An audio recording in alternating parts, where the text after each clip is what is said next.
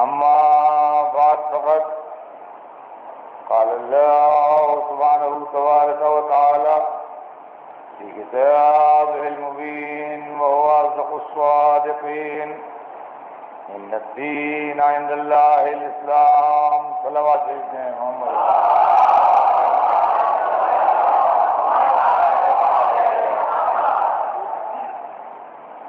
خداوند عالم قرآن مجید میں ارشاد فرما رہا ہے کہ یقیناً دین اللہ کے نزدیک اسلام. سلسلہ کلام ذہن عالی میں ہوگا. ہم آپ کے سامنے تاریخ اسلام پڑھ رہے ہیں اور کل حضور سرور کائنات کے عرض کے سلسلے میں ہماری آتی گفتگو رہی. عمر مبارک 25 سال تھی جب آپ کا عہد مبارک بی بی خدیجہ کے ساتھ ہوا. شادی کے 5 برس تک ولادت نہیں ہوئی.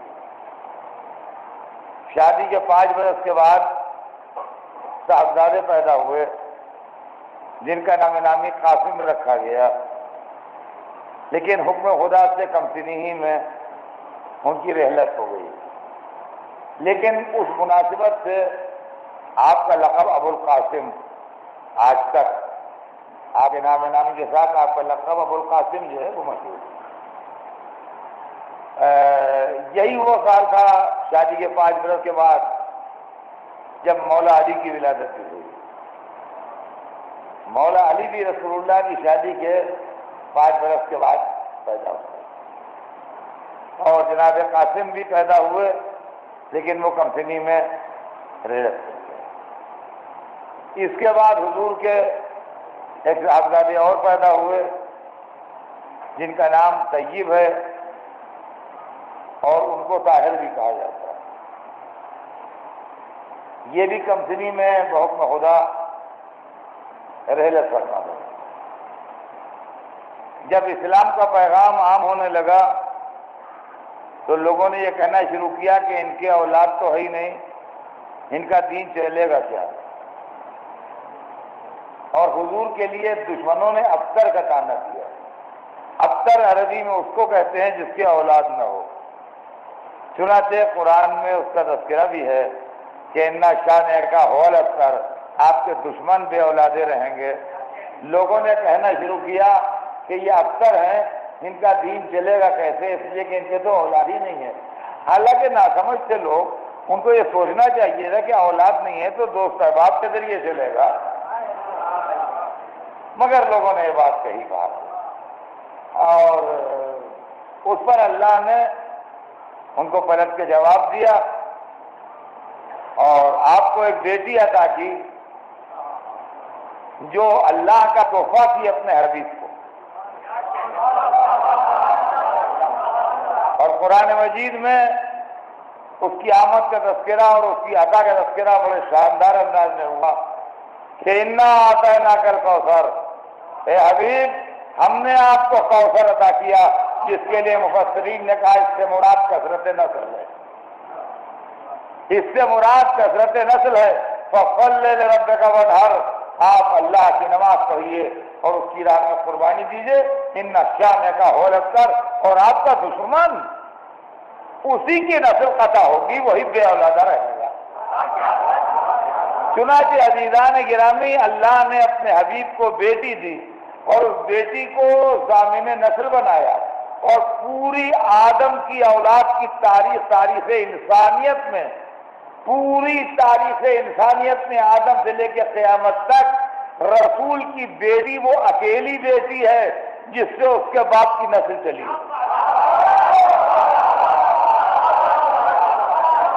ورنہ دنیا میں ہر ایک کی نسل بیٹے سے چلتی ہے، بیٹی سے کسی کی نسل نہیں ہے. یہ فاطمہ زہرا واحد بیٹی ہیں جن کے ذریعے نسل سرور کائنات چلی، جن کے ذریعے نسل سرور کائنات چلی، وہ اکیلی بیٹی ہیں. اور عزیزان گرامی، دنیا میں بے مثال بیٹی جو اپنے باپ کی نسل کی ضامن بنی اور بے مثال ماں لوگوں کو اپنی ماں کا ناز ہوتا ہے، لیکن ایک دو پشتوں کے بعد وہ نسل ختم ہو جاتی ہے۔ لیکن فاطمہ وہ ماں ہے کہ امام حسن سے لے کے آج تک جو سید پیدا ہو رہا ہے اپنی ماں کا ناز کر رہا ہے۔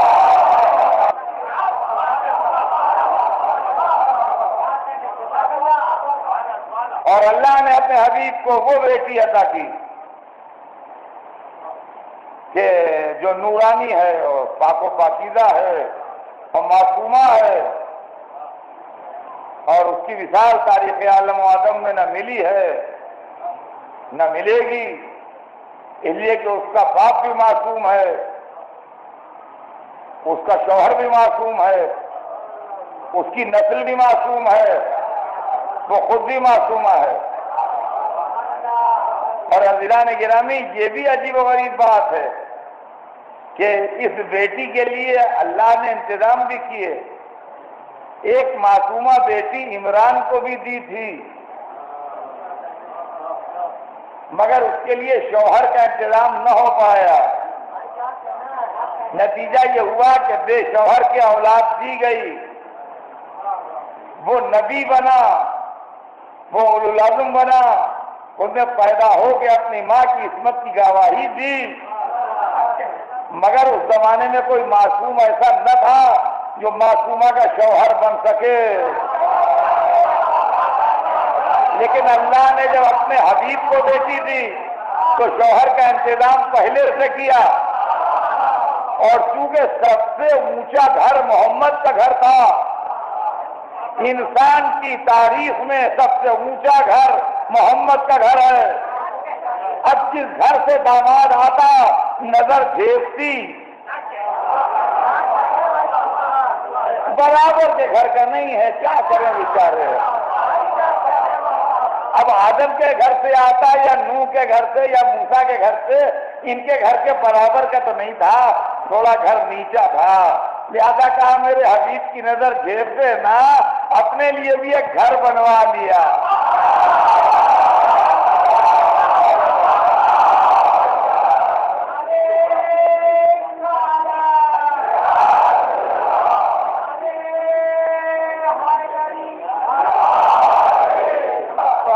گرامی میاس کر رہا تھا کہ کہیں سے بھی آتا لڑکا محمد کے گھر کے برابر کا تو نہ ہوتا،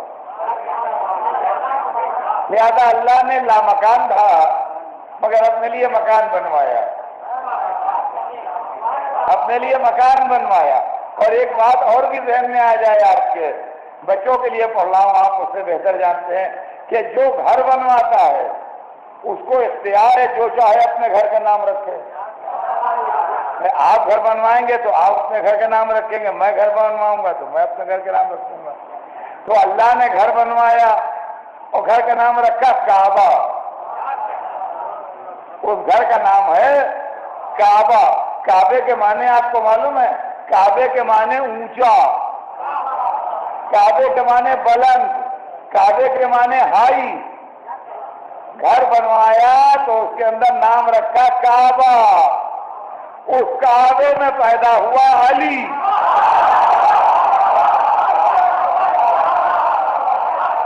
علی کے معنی میں بھی ہے اونچا، بلند، ہائی۔ جو کعبے کے معنی ہیں وہی علی کے معنی ہیں۔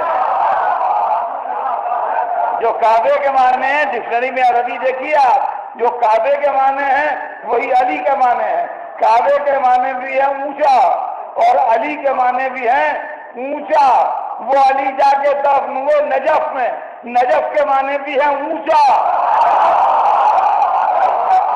نجف کے معنی بھی ہے بلند۔ جو کعبے کے معنی ہیں وہی علی کے معنی ہیں، وہی نجف کے معنی ہیں۔ یعنی علی وہ آفتاب ہے جو بلندیوں سے بھرا، بلندیوں میں چمکا، بلندیوں میں۔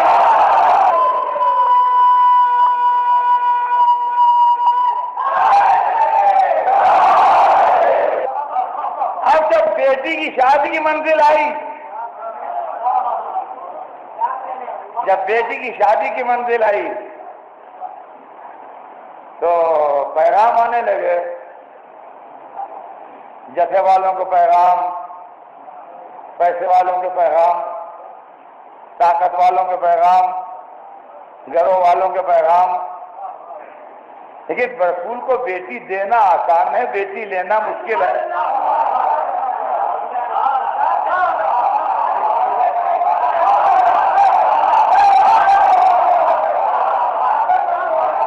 پیغام آتے رہے،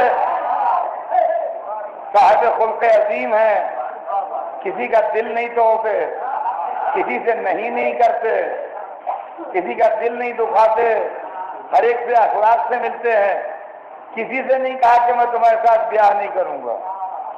جو پیغام لایا اس کو مسکرا کے ایک جواب دیا کہ اس معاملے میں مجھے اختیار نہیں ہے، خدا کو اختیار ہے. جس کے ساتھ اللہ کہے گا اس کے ساتھ ہوگی فاطمہ کی شادی، مجھے اختیار نہیں ہے. میں کہوں گا یا رسول اللہ کائنات بھر کے اختیار ہیں اور یہی اختیار نہیں ہے. چاند کو دو کرنے کا اختیار ہے، سورج کو پلٹانے کا اختیار ہے، انگریزوں کو تصدیق پڑھوانے کا اختیار ہے، نالین سمیت کعبہ قوسین سے گزرنے کا اختیار ہے. جو کسی کے پاس نہیں، سارے اختیار آپ کے پاس ہیں. اور دنیا کے ہر باپ کو اختیار ہے بیٹی کی شادی کرنے کا، آپ کو نہیں ہے. تعجب ہے کہ آپ کو نہیں ہے، جبکہ دنیا کا ہر باپ بیٹی کی شادی میں بولتا ہے، رائے دیتا ہے، اپنی مرضی سے طے کرتا ہے شادی. آپ کو نہیں ہے. صحیح ہے، آپ جو فرما رہے ہیں معاذ اللہ ہم اس میں کوئی لب تھوڑی ہلا سکتے ہیں، مگر یہ حیرت کی بات ہے. ممکن ہے جواب میں میری بیٹی کا مرتبہ سمجھ لے، میری بیٹی کا مرتبہ سمجھ لے، جواب خود مل جائے گا. اگر صرف مسلمان ہوتی میری بیٹی تو مجھے اختیار ہوگا جس اچھے مسلمان کے ساتھ چاہوں بیاہ دوں. میری بیٹی معصومہ ہے، معصومہ کی شادی غیر معصوم سے ہوتی نہیں. میں معصوم نہیں بناتا، مسلمان بناتا ہوں، معصوم کو بناتا ہوں.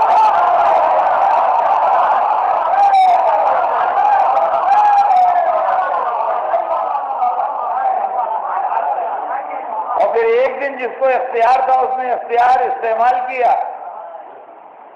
ایک دن جس کو اختیار تھا اس نے اختیار استعمال کیا، اور اختیار عجب طرح سے استعمال کیا.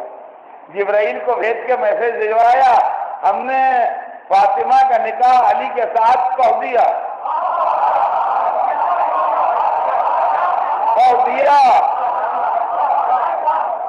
پڑھ دیں گے نہیں، پڑھ دیا.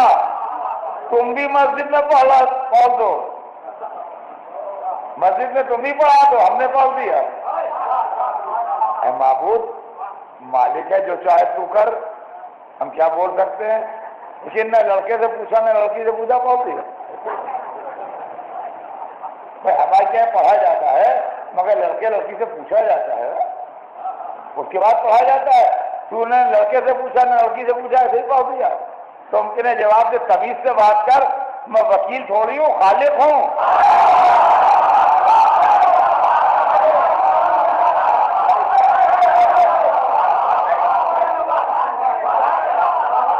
تم لوگ وکیل ہوتے ہو، پوچھتے ہو، میں خالق ہوں. پڑھ دیا. رسول اللہ نے مسجد میں پڑھ دیا. یہ اولاد رسول کی بات تھی، اس لیے میں نے اتنی دیر پڑھا، مجھے بہت پڑھنا ہے. لیکن اولاد رسول کی بات تھی جس کو تاریخ دباتی ہے، اس لیے میں نے ہائی لائٹ کی ہے. سمجھے آپ؟ پڑھ دیا، رسول نے مسجد میں پڑھ دیا. تو ایک ہی نکاح 2 دفعہ پڑھا گیا. یہ بھی دنیا کا اکیلا واقعہ ہے، یہ بھی دنیا کا اکلوتا واقعہ ہے کہ ایک ہی نکاح 2 دفعہ پڑھا جائے. جب ایک ہی نکاح 2 دفعہ پڑھا گیا تو ایک رسول نے پڑھا، یہ عقد عام تھا، سینکڑوں کے پڑھے، ان کا بھی پڑھ دیا. ایک اللہ نے پڑھا، یہ عقد خاص تھا، نہ پہلے کسی کا پڑھا نہ بعد میں پڑھا. تو نسل بھی دوہری چلی، نسل خاص بھی چلی، نسل عام بھی چلی. نسل عام میں وہ سادات ہے جو ساری دنیا میں ہے، نسل خاص میں وہ امام ہے جس کے پاس دادا کا ایک ہے.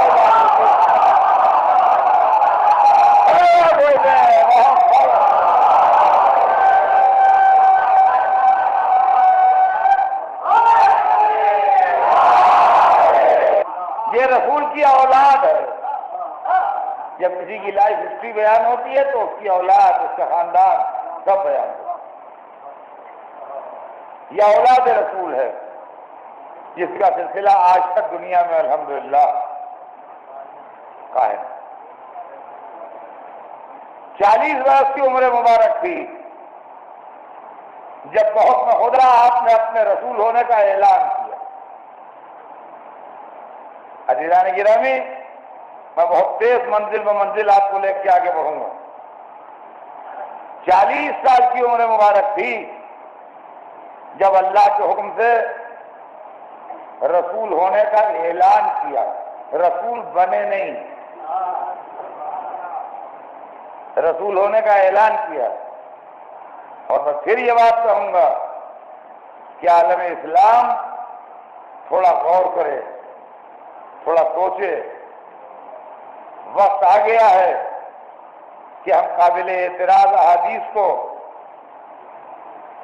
ڈیلیٹ کریں، کتابوں سے نکالیں، اس لیے کہ اس سے اسلام بھی بدنام ہوتا ہے، رسول بھی بدنام ہوتے ہیں اور دوسرے ہنستے ہیں. ناسمجھ لوگوں نے پتہ نہیں کہاں سے یہ روایتیں بنا لی کہ جبرائیل کو دیکھ کے ڈر گئے. غار حرا میں ایک شخصیت دکھائی دی اور اس کو دیکھ کے ڈر گئے اور وہاں سے ڈرے ہوئے کانپتے ہوئے آئے. دیکھیے، ڈر گئے وہی کہے گا جو نورانیت کا قائل نہ ہو.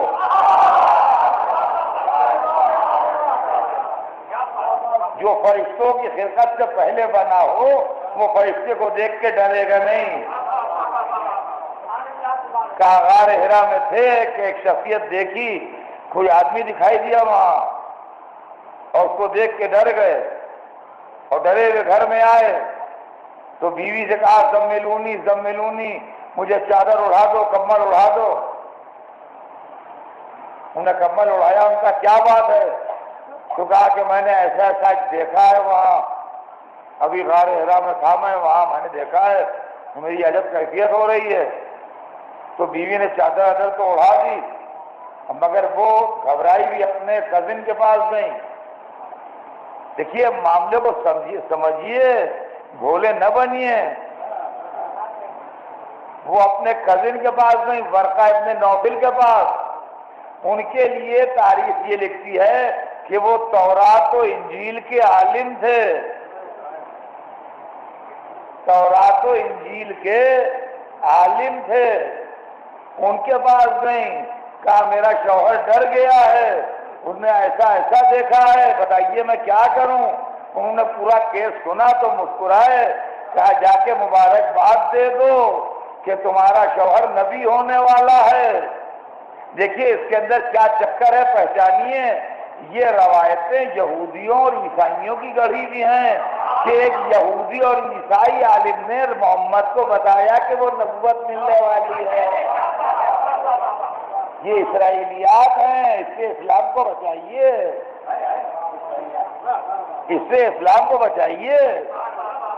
وہ وہاں سے خوشی خوشی آئیں کہ کیا ڈرے بیٹے ہو، تمہیں نبوت مل رہی ہے.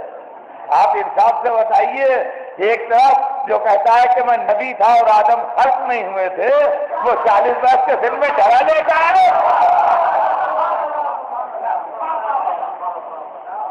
یہ کون سی اسلام کی خدمت ہے؟ یہ کون سا مرسل آدم ہے؟ یہ کون سا آدم و نوح و ابراہیم و موسیٰ و عیسیٰ کا سردار ہے؟ اور اس کے بعد وہ پھر جانے لگے،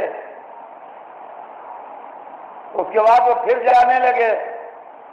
ایک دن وہ پھر دکھائی دیا تو اب کی ذرا ہمت بندھی اور ٹھہرے تو اس نے پکڑ لیا اور پکڑ کر اقرا پڑھو.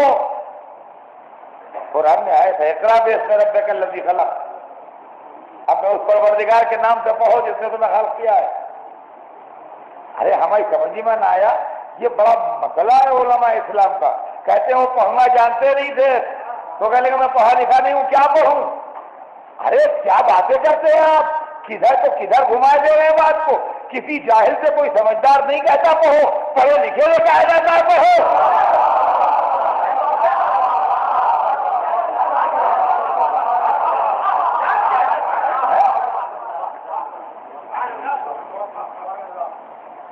اس نے پکڑ لیا، اور پکڑنے کے بعد اس نے سینہ چیرا، اور سینہ چیر کے دل نکالا، اور اپنے ساتھ بہترین سونے کا تشت لایا تھا، ان میں دل رکھ کے دھویا. عزیزان گرامی، یہ پرانا کانسیپٹ تھا کہ انسان کے تصورات و تخیلات دل میں ہوتے ہیں. آج کی تحقیق میں یہ ثابت کر دیا ہے کہ دل صرف پمپنگ مشین ہے جو بلڈ کو لیتا ہے اور دیتا ہے باڈی کو. جو کچھ فکر ہے دماغ میں ہوتی ہے. یہ مولوی کی جہالت تھی جس نے دل دھلوایا.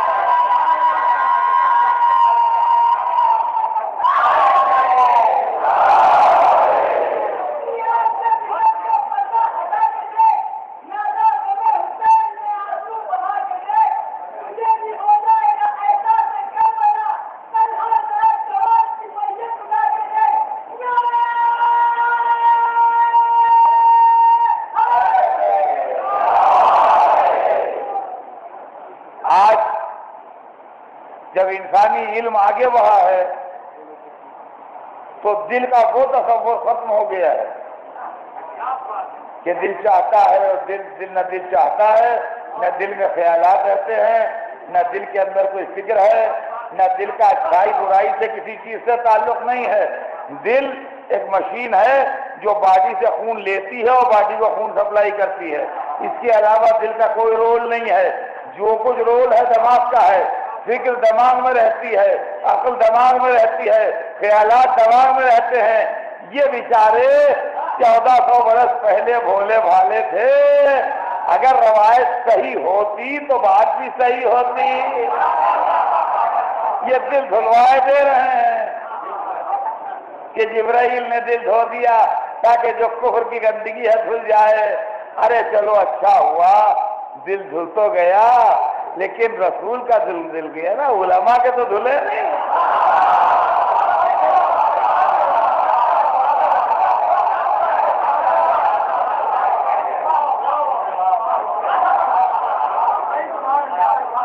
سے بتائیے کیا بات ہے. یہ بعثت اور یہ نبوت اور یہ کائنات عالم کی ہدایت کا بوجھ اٹھانے والا، اور اس کو جبرائیل جیسا فرشتہ پڑھائے گا. اور دیکھیے یہی سے غلط فہمی ہوتی ہے. ہم رسول کا بھی احترام کرتے ہیں، ساتھ ہی ساتھ آل رسول کا بھی احترام کرتے ہیں، اور ہم کو رسول کی تعلیم آل رسول نے دی ہے. اب جو ہم کا اعتراض ہوتا ہے کہ آل رسول کو رسول سے بڑھا دیتے ہیں، وہ اعتراض صحیح نہیں ہے، وہ اعتراض غلط ہے. لیکن مسئلہ یہ ہے کہ ایک آدمی نے لکھنؤ یونیورسٹی سے انگلش لٹریچر میں ایم اے کیا، اور ایک آدمی نے آکسفورڈ یونیورسٹی سے انگلش لٹریچر میں ایم اے کیا. دونوں کی لیاقت میں فرق ہوگا. آکسفورڈ سے ایم اے کرنے والا انگریزی لٹریچر میں زیادہ زبان و بیان پر گرفت رکھے گا بنسبت لکھنؤ سے کرنے والے کے. بس مسئلہ یہ ہے کہ ہم پر جو اعتراض ہے کہ علی کو رسول سے بڑھاتے ہیں، وہ اسی لیے ہے کہ لوگ رسول کو اپنے گھر میں سنتے ہیں، علی کو ہمارے گھر میں سنتے ہیں.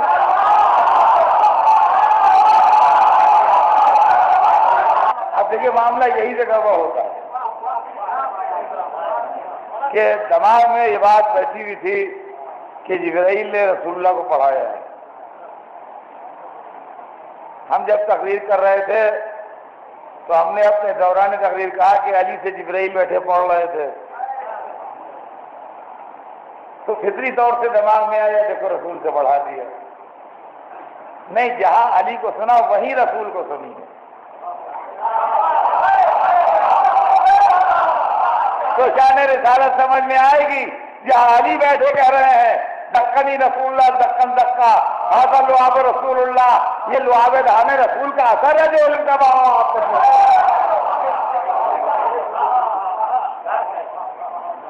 تو عزیزان گرامی، یہ اس طریقے سے بعثت کا مسئلہ ہے. بعثت نبی تو یہ اس وقت بھی تھے جب پیغمبر خلق نہیں ہوئے تھے. اور عزیزان گرامی، میرے پاس قرآن سے دلیلیں ہیں. کوئی صاحب یہ نہ تصور کرے کہ یہ خطابت ہے، یہ تاریخ جاہل ملاؤں کی مرتب کی بھی نہیں ہے. یہ تاریخ قرآن کی روشنی میں مرتب کی ہوئی. سرور کائنات نبی تھے پیغمبروں کی خلقت سے پہلے. دلیل اس کی ہمارے پاس قرآن سے ہے. قرآن کہتا ہے کہ ہمارے حبیب، ہم نے آپ کو قیامت کے دن پیغمبروں کے اوپر گواہ بنا کے بھیجا ہے. فَكَيْفَ إِذَا جِئْنَا مِنْ كُلِّ أُمَّةٍ بِشَهِيدٍ وَجِئْنَا بِكَ عَلَىٰ هَؤُلَاءِ شَهِيدًا. آپ کی کیا شان ہوگی جب قیامت کے دن سارے پیغمبر اپنی امتوں پر گواہ بن کے آئیں گے اور آپ سب پیغمبروں پر گواہ بن کے آئیں گے. تو اگر یہ نبی تھے نہیں، اگر ان کے سامنے سارے پیغمبر گزرے نہیں، اگر انہوں نے آدم سے لے کے عیسیٰ تک کو دیکھا نہیں تو گواہی کیا دیں گے؟ اور اگر یہ ایسے ہیں کہ آدم سے لے کے عیسیٰ تک بحکم خدا گواہ بنے تو جبرائیل کو دیکھ کے ڈریں گے نہیں.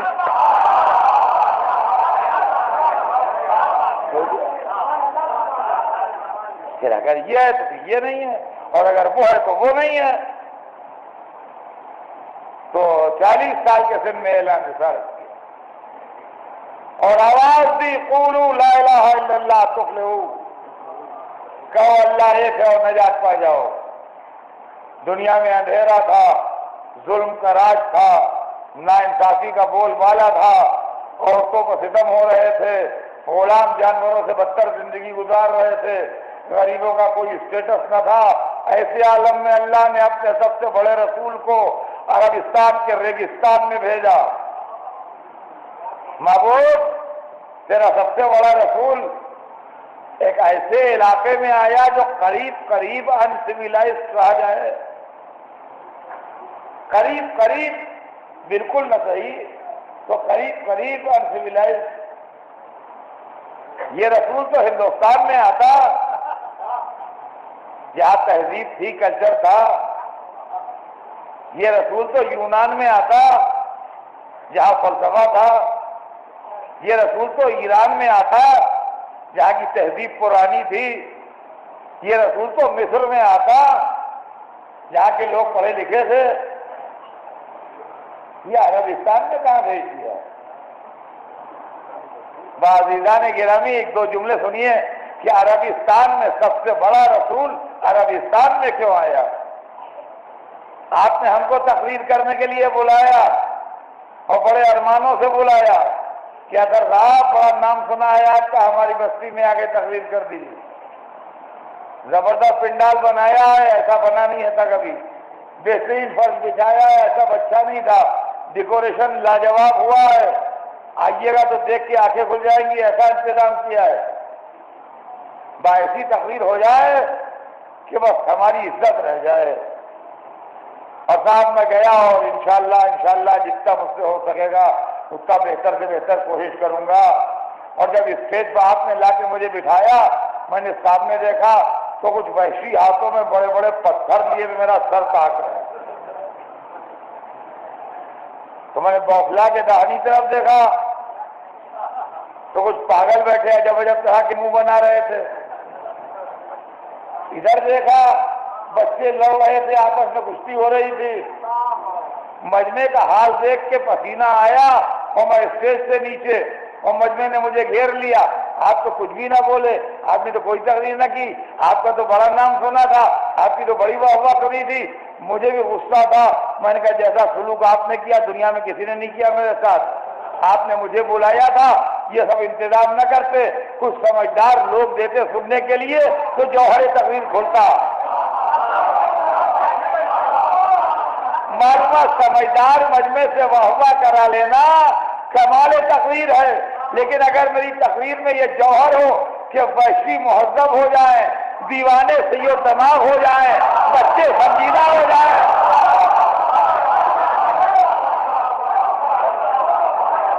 تو یہ کمال تقریر نہیں ہے، یہ معجزہ تقریر ہے۔ رسول ہندوستان میں آتا، ایران میں آتا، مصر میں آتا، کمال ہدایت ظاہر ہوتا، عربستان میں آ کے معجزہ ہدایت ظاہر کیا گیا، اعجاز ہدایت ظاہر ہوا سرور کائنات کی عادت۔ ایک طرف مکے کی فضا میں آواز گونجی، قولوا لا الہ الا اللہ تفلحوا، کہو اللہ ایک ہے اور نجات پا جاؤ، اور دوسری طرف مخالفت کا شور بلند ہوا۔ ابو جہل، ابو لہب، ابو سفیان، نہ جانے کتنے ابو اسلام کی مخالفت میں آستینیں الٹ الٹ کے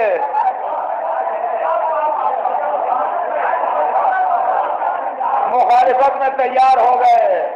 ہمارا سماج، ہماری سوسائٹی، ہمارا خاندان، ہمارے رسم و رواج، ہمارے طور طریقے، یہ اپنے بتوں کے نام پر، اپنے رسم و رواج کے نام پر، اپنے طور طریقوں کے نام پر اسلام کی مخالفت کرنے کے لیے اتر آئے۔ صرف ایک گھرانہ تھا جو سرور کائنات کی حمایت میں کمر بستہ تھا، آپ کی زوجہ ام المومنین خدیجہ، آپ کے چچا محسن اسلام ابو طالب، ابو طالب کا کمسن فرزند علی، اور چند مکے کے کمزور لوگ، اس لیے کہ طاقتور جو تھے وہ مخالفت کر رہے تھے۔ اسلام کا آغاز ہوا اخلاق میں، تمیز میں، شرافت میں، تہذیب میں، حالات کو بدلنا شروع کیا۔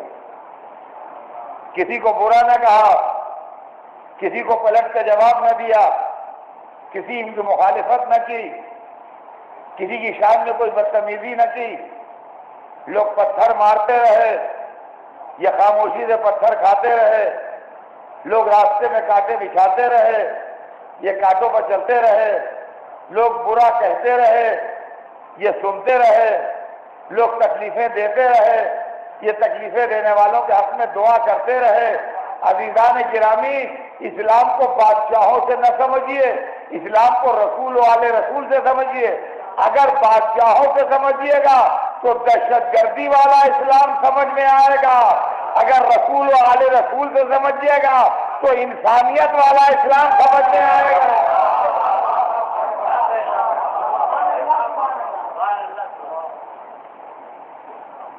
یہاں تک کہ آہستہ آہستہ معقولیت نے لوگوں کو اثر کرنا شروع کیا اور لوگوں کے نظریے بدلنے لگے، لوگوں کی فکر بدلنے لگی، لوگوں کے ذہن کے سانچے تبدیل ہونے لگے، لوگوں کی تھنکنگ کے اندر ریولوشن آنے لگا، یہاں تک کہ اللہ کا حکم آیا ایک دن، وَأَنذِرْ عَشِيرَتَكَ الْأَقْرَبِينَ، اے رسول اپنے خاندان کے جو قریب ترین لوگ ہیں، جو آپ کے ریلیشن میں قریب ترین ہیں، آپ کے ریلیٹیو، ان کو اللہ سے ڈرائیے۔ تاریخ بتاتی ہے کہ رسول نے کھانے پر بلایا، 40 یا 42 آدمی تھے، کھانا تیار کر کے رکھا گیا، کھانا لوگوں نے کھا لیا، رسول کھڑے ہوئے، کھڑے ہو کے فرمایا کہ اگر میں یہ کہوں کہ اس پہاڑ کے پیچھے ایک فوج ہے جو تم پر حملہ کرنے والی ہے تو میری بات مانو گے کہ نہیں؟ سب نے جواب دیا کہ مانیں گے۔ کہا کیوں مانو گے جبکہ تم نے فوج دیکھی نہیں ہے؟ کہا اس لیے مانیں گے کہ ہم نے کبھی تمہیں جھوٹ بولتے سنا نہیں ہے، تمہاری اتنی عمر آئی کبھی جھوٹی بات، لغو بات، محمل بات تمہاری زبان سے سنی نہیں ہم نے، لہذا ہم مانیں گے۔ کہا اگر مانو گے تو سنو، کوئی آدمی اپنی قوم کے لیے ایسا تحفہ نہیں لایا جیسا میں لایا ہوں۔ میں تمہارے واسطے دین لایا ہوں، اللہ ایک ہے، اس کو وحدانیت کے ساتھ مانو، مجھے اپنا رسول بنایا ہے اس نے، میری رسالت کو مانو، اور تم میں کون ہے جو اس کام میں میری مدد کرے، وہی میرے بعد میرا جانشین ہوگا۔ تقریر تمام ہوئی، مجمع میں بہتوں کے چہرے بننے لگے، چاہتے تھے بولیں لیکن دروازے پر شیر کی طرح ابو طالب کھڑے تھے، کسی کی ہمت نہیں پڑی بولنے کی، سارا مجمع چپ تھا کہ 13 برس کا کم سن لڑکا اٹھا۔ عزیزان گرامی، آج دنیا میں یہ بات دیکھی جاتی ہے، سب سے پہلے یہ لفظ کس نے کہا، سب سے پہلے یہ چیز کہاں بنی، سب سے پہلے وہ چیز کہاں ایجاد ہوئی۔ آج ساری دنیا سے آواز آ رہی ہے، یا رسول اللہ، یا رسول اللہ، یا رسول اللہ۔ سب سے پہلے آپ کو رسول اللہ کس نے کہا؟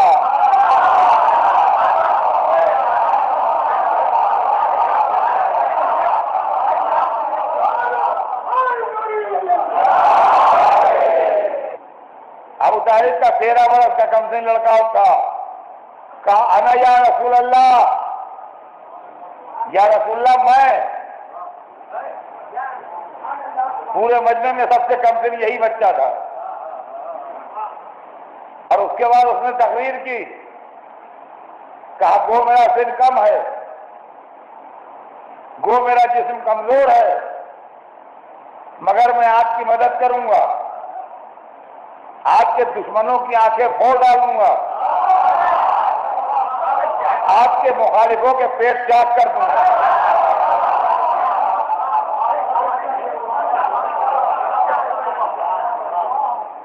13 برس کا بچہ بول رہا ہے۔ پوری زندگی تقریر میں گزارنے کے بعد اس بڑھاپے میں ہم یہ کہتے ہیں کہ بچے کی تقریر میں بچکانہ پن ہے۔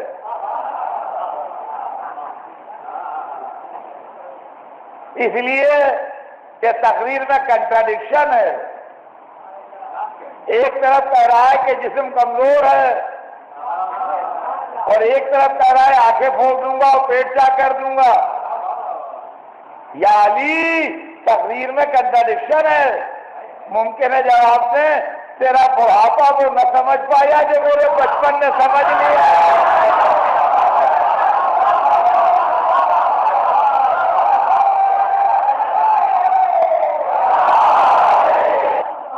کا بچپن کی بات کرتا ہے، غور سے دیکھ بات کہا کر رہا ہوں۔ بڑے کے سامنے طاقت کا اظہار بدتمیزی ہے، باپ کے سامنے کوئی دام سینہ کھلا کے آ جائیں یہ بدتمیزی ہے،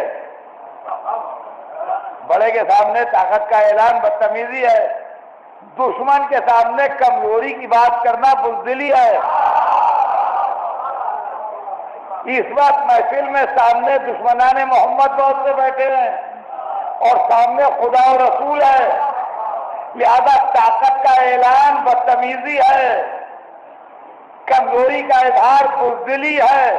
لہذا کمزوری کا اعلان خدا اور رسول کے سامنے ہے، طاقت کا اعلان دشمنان محمد کے سامنے ہے۔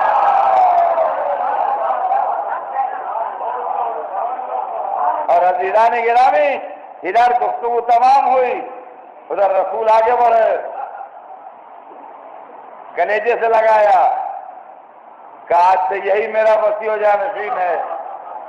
عزیزان گرامی، اب سمجھ لیجیے ہمارا بھی مسئلہ، دیکھیے ہم سید نہیں ہیں، سب کو معلوم ہے، مرزا و مدرسہ لکھتے ہیں، وہ تو وہاں بلائے گئے تھے خاندان والے، تو کھانے کو تو ہم بلائے نہیں گئے تھے۔ بھائی جتنے نان سید ہے کوئی نہیں بلایا گیا تھا، سید لوگ بعد میں وہی خاندان کا بنی ہاشم، تو کھانے کو تو بھیا ہم بلائے نہیں گئے تھے، مرزا کا تو بلائے نہیں گئے تھے، لیکن تاریخ کی کھڑکی سے جھانک رہے تھے کہ کیا ہو رہا ہے۔ تو جب سب کھانا پینا ہو چکا ہو، بات چیت ہوئی، تو ہم تو بھائی کافر تھے، تو یہ بھی بات سچی ہے کہ ہم کافر تھے، مسلمان ہی کیا بات ہے، جو فیکٹ ہے وہ ہے، اسلام آنے سے پہلے کافر تھے۔ انہوں نے کہا کہ اللہ ایک ہے، کچھ ایسے انداز سے کہا کہ بے تحاشا منہ سے نکلا لا الہ الا اللہ۔ اگر وہ اتنا کہہ کے بیٹھ جاتے تو ہم ساری زندگی لا الہ الا اللہ ہی کہتے۔ انہوں نے کہا کہ مجھے اس نے اپنا رسول بنایا ہے، 40 برس کا بے داغ کیریکٹر سامنے تھا، منہ سے بے تحاشا نکلا محمد رسول اللہ۔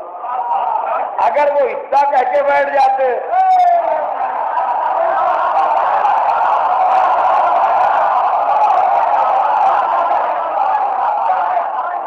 تو ہم بھی اتنا ہی کہتے۔ انہوں نے کہا اس نے کون میری مدد کرے گا، وہ میرے بعد میرا جانشین ہو۔ علی نے اس کی مدد کی، ہمارے منہ سے نکلا علی ولی اللہ۔ اچھا ادھر کام شروع ہوا تبلیغ کا، ادھر آپ نے کلمہ پڑھا کرتے تھے، وہ لوگ تبلیغ کیا کرتے تھے، ہم کلمہ پڑھا کرتے تھے، یہاں تک کہ جب تبلیغ کا آخری دن آیا اور حضور منبر پر گئے اور علی پہلو میں کھڑے ہوئے تو انہوں نے بولنا شروع کیا اوپر سے، نیچے سے ہم نے کلمہ پڑھنا شروع کیا۔ انہوں نے کہا اللہ مولایا، ہم نے کہا لا الہ الا اللہ۔ انہوں نے کہا کہ انا مولا المومنین، ہم نے کہا محمد رسول اللہ۔ ان کا من کنت مولا بعد علی المولا، ہم نے کہا علی۔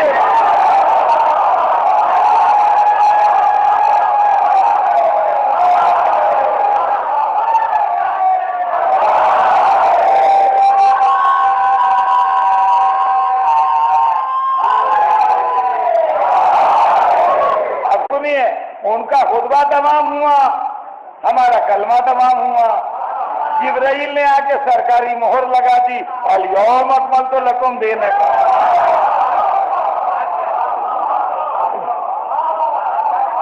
عزیزان گرامی، بات اب کل آگے،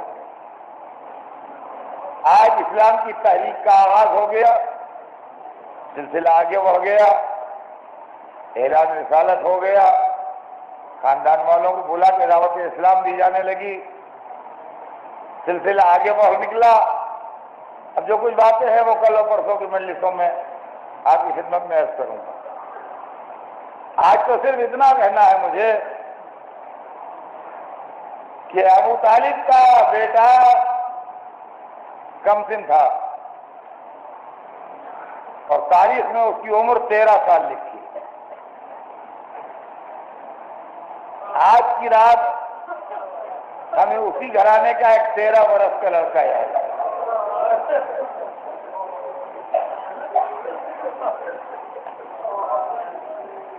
جو عاشور کی رات اپنے چچا سے پوچھ رہا ہے کہ چچا کیا دفتر شہداء میں میرا نام بھی ہے؟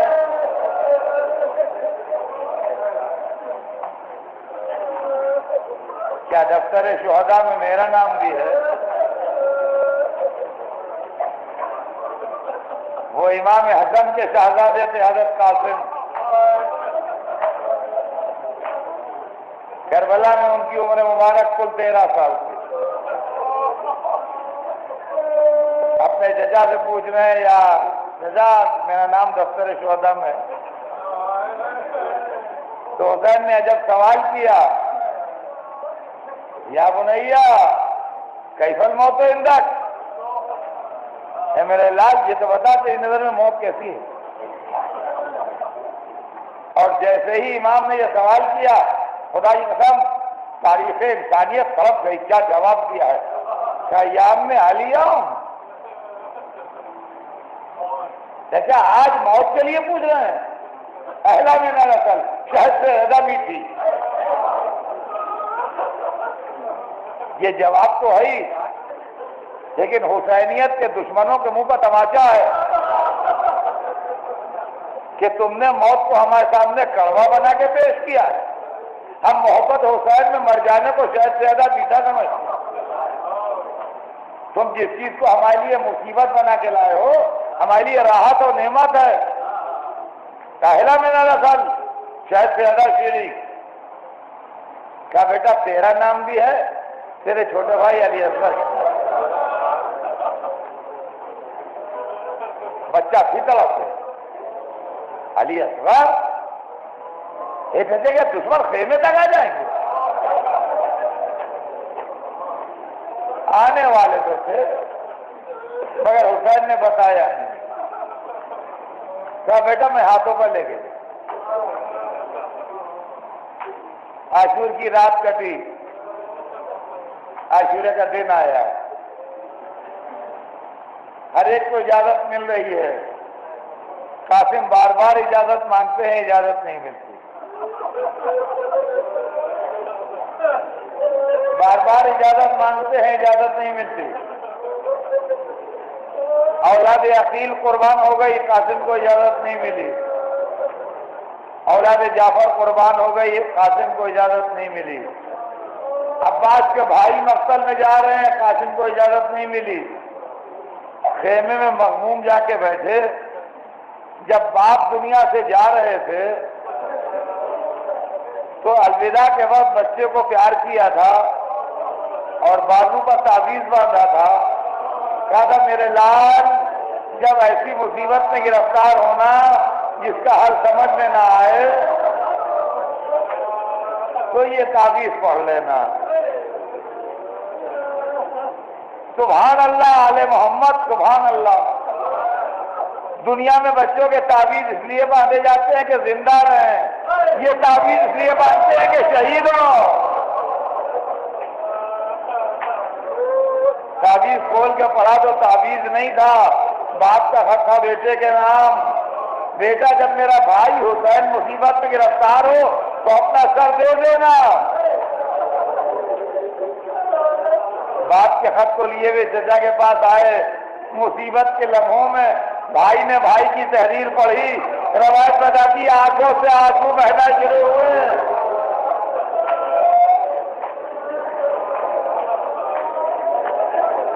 آنکھوں سے آنسو بہنا شروع ہوئے۔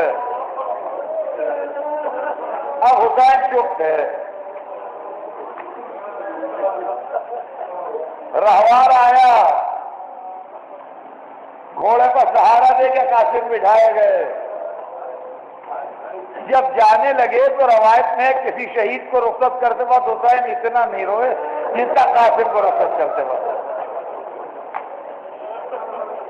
اتنا نہیں روئے جتنا قاسم کو رخصت کرتے وقت روئے۔ روایت بتاتی ہے کہ جب جانے لگے تو قریب بلایا، کہا بیٹا ادھر آ۔ قاسم چچا کے قریب آئے، روایت بتاتی ہے کہ چچا نے ہاتھ بڑھا کے قاسم کا گریبان چاک کر دیا۔ مجھے نہیں معلوم امام نے گریبان کیوں چاک کیا، شاید اس لیے چاک کیا ہو کہ جب جانا دادا کے سامنے تو فریادی بن کے جانا۔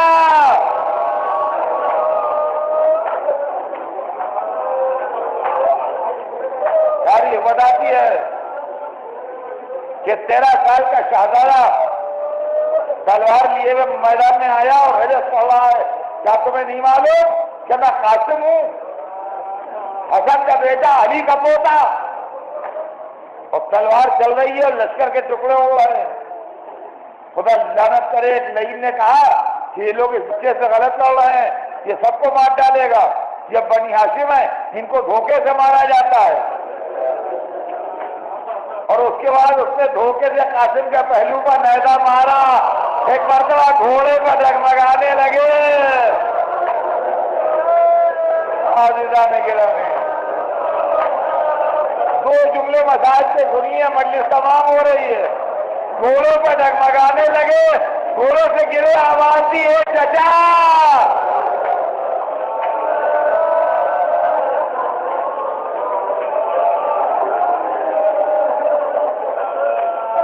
حدیث میں حسین کسی شہید کی میت پر اتنا تیز نہیں گئے جتنا تیز قاسم کی میت پر گئے، مگر جب پہنچے تو قاسم دنیا سے جا چکے تھے۔ منہ پر وہ رکھ دیا، یا بنیا، ارے میرے لال تیرا چچا آ گیا۔ بس رو لیا۔ اسے سب مسائل پڑھنے کا ان کا حوصلہ نہیں ہے۔ ایک ٹکڑا مصیبت کا 3-4 برس کے بعد پڑھتا ہوں، آج پڑھ دوں، 3-4 برس پہلے پڑھا تھا۔ عربی میں حسیر کہتے چٹائی کو، ہر ایک کی میت حسین لے آئے، قاسم کی میت اٹھانے کے لیے حسیر